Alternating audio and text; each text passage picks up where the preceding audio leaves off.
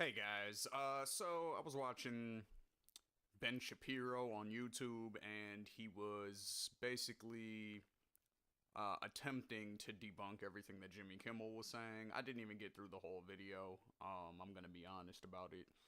Um, I'm not really here to talk about his specific arguments. What I'm here to talk about is people who strawman in order to make their point. If you have to straw man people to make your point, then you're not really that means you're not that confident in your point. So when I say that, I'm specifically talking about one thing that he said when he said that the left wants to do a full confiscation of weapons. Okay, nobody on the left has ever said that. I'm not gonna say ever. I'm not gonna say ever. That's too much. But I haven't heard anybody on the left say that. Even like Jimmy Dore, who is like super against guns and all that kind of stuff. Like I haven't even heard him say we should do a full confiscation. So that's just a straw man, period. Like the left's position generally, like most people on the left who I talk to and who I watch and get information from, listen to their opinion shows, whatever. Most of the people say we want to ban on high capacity magazines, automatic weapons, and certain types of semi automatic weapons. That's it. That's it. I don't know anybody who wants to do a full scale confiscation of all weapons. That just doesn't make sense. First of all, that would be impossible because there's almost as many guns as there are people in the country. Um, so that would be an impossible goal even if we wanted to do that. It just would never happen. But the main point is we on the left we understand nuance, right? So we understand that not everyone who gets a gun is going to be able to carry out the damage of killing 59 people and injuring hundreds more, in Las Vegas. That's the most recent one, so that's what I'm discussing. But we know not every gun owner would do that. So we don't want to take away the rights of every gun owner. What we're saying is with that type of gun, you can do way more damage than you can with like your 9mm handgun or your Glock 40 or you see what I'm saying? Like, or your revolver or like something like that. Like those type of guns, in my opinion, all good. Keep them because there's a lot less damage that you can do with those type of guns. A handgun cannot be fired from the 32nd story of a hotel in Las Vegas into a crowd across the street and kill 50 people, 59 people.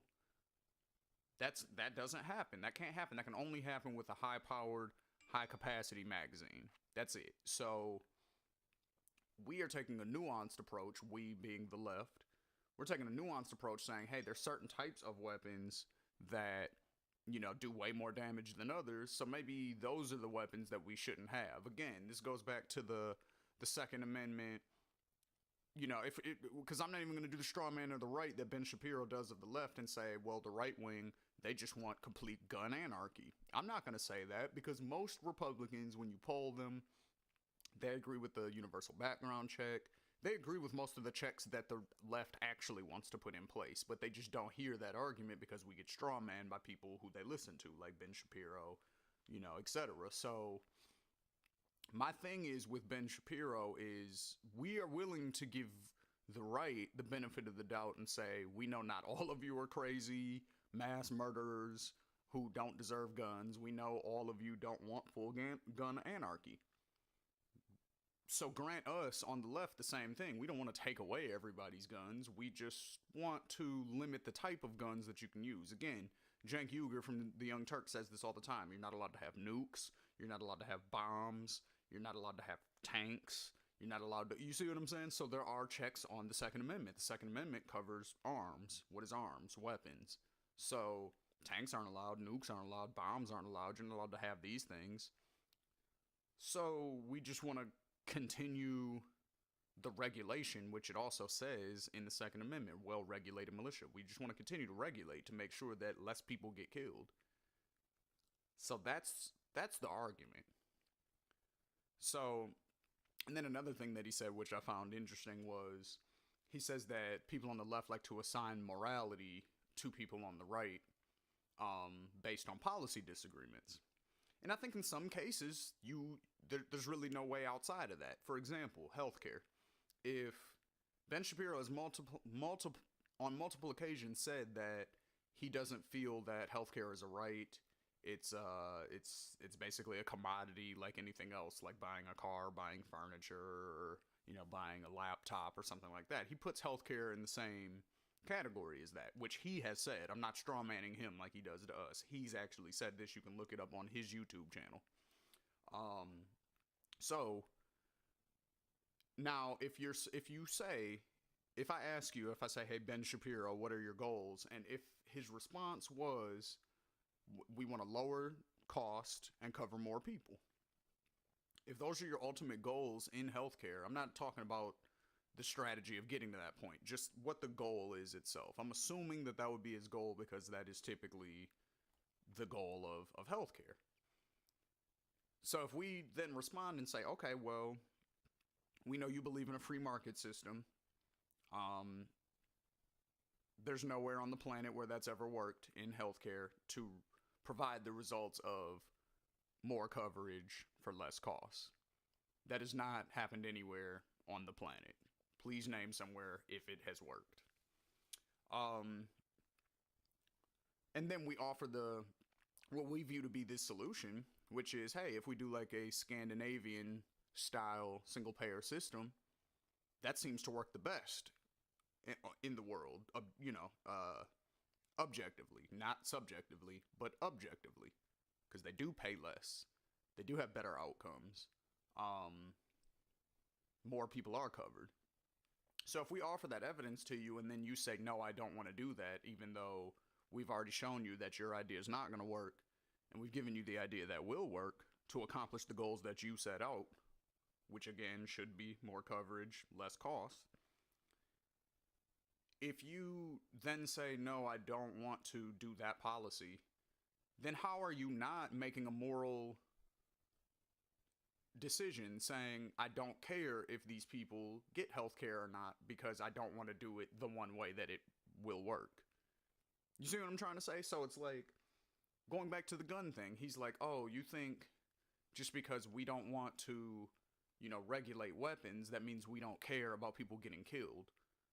Okay, maybe emotionally you still care about these people getting killed or whatever, but you don't really want to do anything about it. At the end of the day, it's okay with you that these people get killed as long as you can have your gun.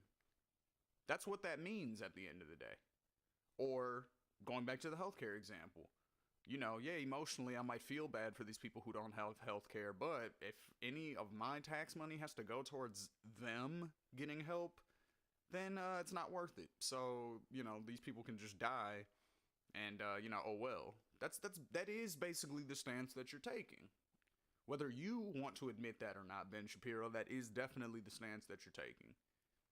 If we provide you a solution to an issue and you choose not to take it, that means that there's something else that you feel like will benefit you more other than the thing that you set out to do. So, at the end of the day, Ben Shapiro is actually very good at making arguments. But when you really know the ins and outs of policy and not necessarily policy, but just kind of how politics works in general. Like when you know the ins and outs and you know the arguments that people want to use against you, and that's why it's important to pay attention to the right if you're on the left, and vice versa. If you're on the right, it's important to pay attention to the left, because when you watch right-wing media, ultimately what that does is it tests your knowledge and your talking points, if you will. If I only watch left-wing media, it's not going to, strengthen my my argument really, like, because if you never get the opposite perspective, you don't know if you're wrong or not. It's just like religion. I grew up religious. I'm not religious at all anymore. So, You know, I had to get the opposite perspective of religion in order to come to that conclusion. So I'm not saying that right wingers don't have good points on certain things, but overall,